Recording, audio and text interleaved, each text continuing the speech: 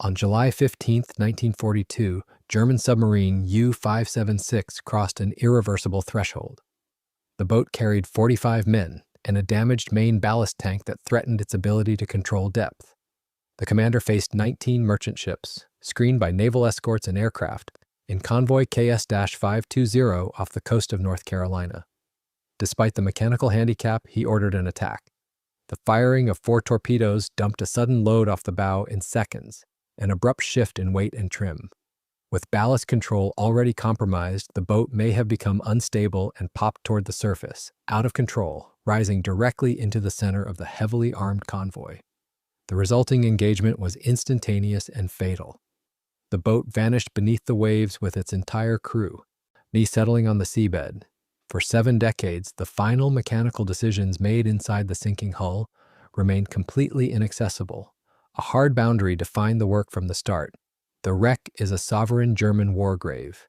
That status rules out salvage or intrusion and confines the effort to a strictly hands-off forensic survey. The answer begins with buoyancy. The same mechanics that pushed the boat up also set the conditions for its final descent. A Type 7C submarine operates on a delicate balance of weight and displacement. To submerge, large ballast tanks flood with seawater. To ascend, high-pressure compressed air forces that water back out. 2 days prior to the fatal attack, an Allied aircraft attack damaged the submarine's main ballast tank. The commander reported that the damage was severe and irreparable, serious enough to abort the patrol.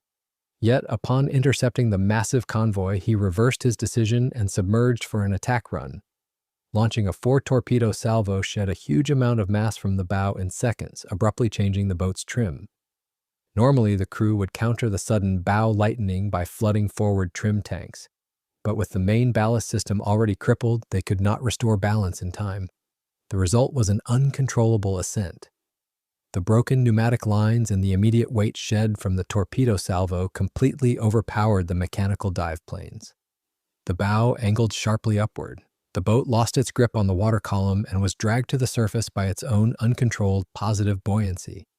It breached the surface in the absolute worst possible location, directly inside the perimeter of the 19-ship convoy. Exposed in broad daylight, U-576 was attacked at once by ships and aircraft. 2 U.S. Navy Kingfisher aircraft quickly straddled it with depth charges and sent it down. Some accounts describe a charge landing on the deck and rolling off before exploding alongside the hull, an impact that tore into the outer casing and helped trigger rapid flooding. Within moments, the uncontrolled ascent became an uncontrolled dive. The positive buoyancy that had doomed them on the surface was instantly replaced by negative buoyancy as seawater rushed into the breached hull. The submarine fell fast, carrying its crew with it, and struck the seabed hundreds of feet below. Modern researchers inherit a sealed war grave, so the investigation is confined to non-intrusive observation and external inference. No entry, no cutting, and no internal testing. The investigators must reconstruct the final mechanical actions of the crew entirely from the outside. The site demands a methodology that honors the jurisdictional denial while extracting maximum forensic data from the dark. To understand what the crew did in their final seconds, the survey team first had to confront the physics of the hostile environment where the submarine finally came to rest. At roughly 690 feet, natural light is gone and hydrostatic pressure dominates. The cold, dark water makes sustained human diving impractical, forcing the survey to rely on deep water vehicles and sensors. At that same depth also raises a second question that matters even more for forensics. What did pressure do to the submarine's structure on the way down and on the bottom? To understand the state of the wreck, investigators had to calculate the mathematical relationship between the resting depth and the structural limits of a Type 7C submarine. Submarines are built to withstand immense pressure, but every hull has a catastrophic failure point. For this class of German vessel, sources commonly cite a test depth of about 750 feet, with an estimated crush depth somewhere around 820 to 968 feet. Below that range, external pressure can overwhelm the pressure hull, causing catastrophic structural collapse. However, for the seabed here sits roughly in the 690 to 750 foot range, shallower than most published estimates for a Type 7C crush depth. At that depth, a full pressure hull implosion is considered unlikely, and surveys show the submarine lying as one contiguous, largely intact structure on the bottom. This structural survival creates a profound forensic paradox. An imploded vessel breaks open, spilling its internal machinery and physical evidence out onto the seafloor where external cameras can easily record it. An intact hull keeps the decisive evidence out of view. Here, the pressure hull survived largely intact, sealing the key internal evidence. Depth makes the work an engineering constraint. As a sovereign war grave, it is also a legal one. No salvage, no penetration, no sampling, and no internal cameras, only external measurement and imaging, executed close enough for resolution, but controlled tightly enough to avoid contact. In deep water, light attenuates fast, scattered and absorbed until visibility collapses. To map a wreck without contact, the survey has to drive an active signal through the water and back to its sensors. In 2014, sonar mapping, including autonomous survey platforms, helped locate and map targets across the seafloor. In 2016, researchers returned with two-person manned submersibles and high-end imaging to document the wrecks in detail, building three-dimensional models with laser scanning and advanced optical photogrammetry. Traditional acoustic sonar systems bounce sound waves off a target to determine its general shape and size. While sonar is highly effective for locating large metallic anomalies on the barren seafloor, acoustic waves simply cannot resolve intricate structural details like metal hinges, small mechanical valves, or highly specific explosive damage patterns. To truly understand the exact condition of the external machinery, the team needed optical data. They used digital twinning to build a true-scale three-dimensional replica of the wreck for surface analysis. However, the physical environment imposed a severe hard limit on this optical methodology. Because seawater so aggressively absorbs both natural and artificial light, cameras and laser emitters cannot simply photograph the wreck from a safe, elevated distance. The rapid attenuation of the light beam forces the sensitive survey equipment to move into extremely close proximity to the sunken target. This specific operational reality created a massive navigational risk. Piloting a deep-water autonomous vehicle or a multi-ton manned submersible just a few feet away from a jagged steel structure, operating entirely in pitch-black conditions, requires absolute spatial precision. The operators and vehicle programmers had to constantly manage complex deep ocean currents and rigorously avoid unseen entanglement hazards like old fishing nets or deteriorating metal cables. A single navigational error resulting in a collision or even a heavy mechanical brush against the outer casing would constitute a severe violation of the strict non-disturbance protocol governing the sovereign war grave. To achieve the necessary resolution without risking physical contact, the team executed a highly controlled and extremely slow flight pattern. As the submersibles and autonomous vehicles hovered mere feet above the seabed, they tracked along the full length of the sunken hull. The specialized equipment projected a continuous, tightly focused grid of laser light directly onto the steel casing. Simultaneously, specialized high-resolution cameras rapidly captured tens of thousands of overlapping optical photographs of the artificially illuminated surfaces. The active laser array continuously measured the exact distance to millions of individual physical points on the structure. By tracking exactly how the straight lines of the projected laser grid bent and deformed as they swept over the curved metal of the outer hull, as the broken upper deck plates and the protruding external machinery, the onboard computers recorded the precise physical geometry of the target. Every individual optical photograph was then digitally anchored to these precise geometric laser measurements. Software aligned the overlapping photographs to the laser geometry, building a dense point cloud and a true-scale three-dimensional model of the hull. The result was a precise, hands-off baseline of the wreck's condition. Darkness translated into data. The visible destruction along the upper deck points to a rapid and chaotic surface kill. Yet the physical state of the external mechanical controls completely flips the assumption of a disorganized abandonment. When researchers finally examined the coherent structure of the main hull, they immediately identified severe structural trauma near the bow section. The metal casing is warped and breached in a highly specific pattern. This external damage signature perfectly aligns with the historical wartime report of an aerial depth charge striking the upper deck, rolling overboard, and detonating directly against the side of the vessel. The violent explosion compromised the outer hull and initiated massive immediate flooding. In the face of a rapidly sinking vessel actively under fire, the standard expectation is an immediate evacuation. Men would naturally attempt to unseal the pressure hull, open the primary egress points, and escape into the open ocean before the boat slipped beneath the surface. High-resolution inspection rejects the idea of a panicked abandonment and points instead to a disciplined, systematic response. The major external hatches that are visible, 3 in all, appear dogged shut. There are no obvious open bulkheads and no partially unlatched egress points. Moving further along the hull, the external mechanical linkages add another clue. The dive planes are not sitting neutral. They are angled upward as if the men inside were fighting to bring the bow up and arrest the dive. It suggests a last coordinated attempt to regain control, without claiming we can see every action taken behind the sealed steel. Those exterior cues answer one point clearly: the crew stayed inside and fought for control. But the intact pressure hull also sets the proof ceiling. External damage is visible, while the internal flooding paths and valve states remain inaccessible without intrusion. From the outside, the investigators can read the blast signature and the positions of external controls, but they cannot verify the states of internal mechanical valves, air manifolds, or bulkhead damage.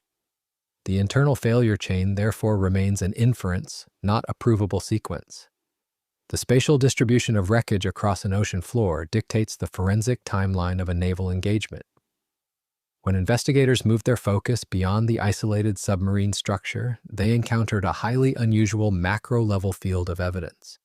Instead of locating thousands of fragmented submarine components scattered across the seabed, the survey team mapped an entirely separate intact vessel resting only a few hundred yards, roughly 1,000 feet away. This second large structure is the 2,063 gross ton freighter Bluefields. It was the single merchant ship successfully sunk during the attack on the convoy. The discovery of this massive merchant hull transformed the operational scope from the inspection of a single localized casualty into the mapping of a comprehensive dual-wreck battlefield. Finding a military aggressor and its direct victim resting in such extreme proximity presents an extraordinarily rare spatial geometry. In most naval sinkings, momentum and currents carry hulls apart during the descent, separating attackers and victims by miles. The incredibly tight 240-yard gap eliminates the possibility of a prolonged engagement or a slow, drifting loss. This specific mathematical measurement definitively proves the unusually compressed timeline of the surface battle. It demonstrates that the submarine surfaced almost directly adjacent to its primary target, engaged at point-blank range, and suffered its own fatal damage instantaneously. Neither the crippled freighter nor the breached submarine possessed the buoyancy or the time to drift away from the immediate kill zone. The simultaneous rapid flooding of both massive structures dragged them down along nearly identical vertical trajectories. By mapping this extreme proximity, the survey team successfully captured the entire spatial context of the wartime encounter. They completely fulfilled their objective to establish the macro-level site geometry. The positions of the two massive hulls locked the exact boundaries of the 1942 battlefield into the mud. While the presence of the massive freighter defines the outer boundary of the site,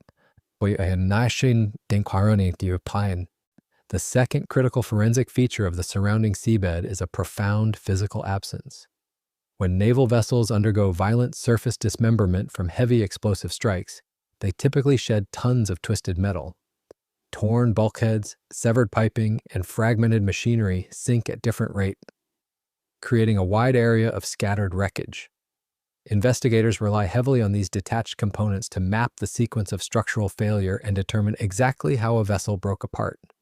The ocean floor surrounding the submarine does include scattered debris and disarticulated material set apart from the main wreck. What it does not show is the signature of a wide, catastrophic breakup of the pressure hull into separated major sections.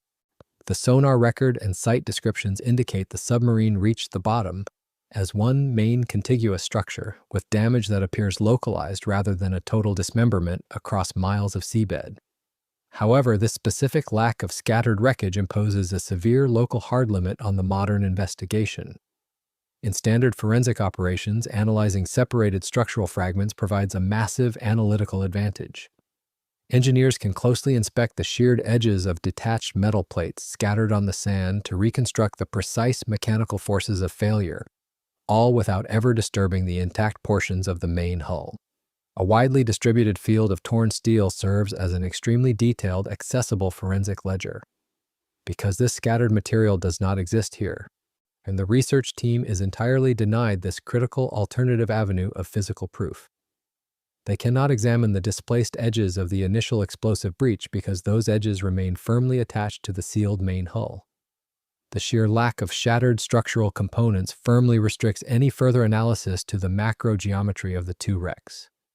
Without a widely dispersed ledger of torn steel to read, the team was denied that alternative line of proof and could only document the site as it lay. The ultimate fate of the 45 men resting off the coast of North Carolina will never be disturbed by human hands. The end of the active survey marked the shift from exploration to long-term stewardship. Because the loss involves a sovereign German statecraft and the remains of its crew, though the site is protected by sovereign immunity and treated as a maritime grave, it should not be disturbed without authorization. Unauthorized salvage, recovery, or intrusive interference is prohibited. The German government retains ownership of the hull, while the United States has agreed to help preserve and protect the site. This jurisdictional boundary denies any intrusive follow-up, no artifact recovery, no metallurgical sampling, and no attempts to breach the hull to settle remaining questions. The trade is deliberate. Less certainty about internal failure details in exchange for guaranteed physical preservation of the war grave. Instead of raising physical artifacts to the surface, the expedition successfully extracted a comprehensive digital record. The massive data collection effort entirely fulfilled the declared non-disturbance objectives of the mission. By mathematically capturing the exact structural condition of the wreck without altering a single physical element, the team established a pristine, millimeter-accurate preservation baseline. This digital foundation provides an invaluable tool for long-term heritage management. Scientists, naval historians, and engineers now possess a highly detailed virtual replica of the military asset, allowing for continuous, exhaustive analysis in secure surface facilities. The digital surrogate completely eliminates the operational need to ever return to the physical site for invasive data collection. With the baseline established, the site now enters a new phase of existence on an active environmental watch list. Although human intervention has been completely neutralized, the ocean itself remains a relentlessly destructive force. The deep water environment is highly dynamic and aggressively corrosive. Strong bottom currents continuously scour the steel structure, shifting the surrounding sediment and stressing the weakened metal joints. Simultaneously, complex marine biology and constant chemical oxidation relentlessly consume the iron hull casing. Over the coming decades, the vessel will inevitably suffer structural collapse under these natural forces. The establishment of the digital baseline serves as the critical reference point for tracking this unavoidable deterioration. Future non-intrusive monitoring expeditions can safely observe the wreck and directly compare any new structural changes against the original mathematical model. This meticulous comparative analysis allows authorities to accurately measure the exact rate of decay and predict future structural failures without ever needing to touch the fragile metal. Stewardship extends beyond the submarine to the entire dual-wreck battlefield. The shared resting place of attacker and victim demands a comprehensive management strategy that honors the crew and preserves the wartime context. With a digital baseline established and intrusive interference barred, future work becomes careful, non-intrusive monitoring as the ocean's currents, chemistry, and biology slowly dismantle the steel.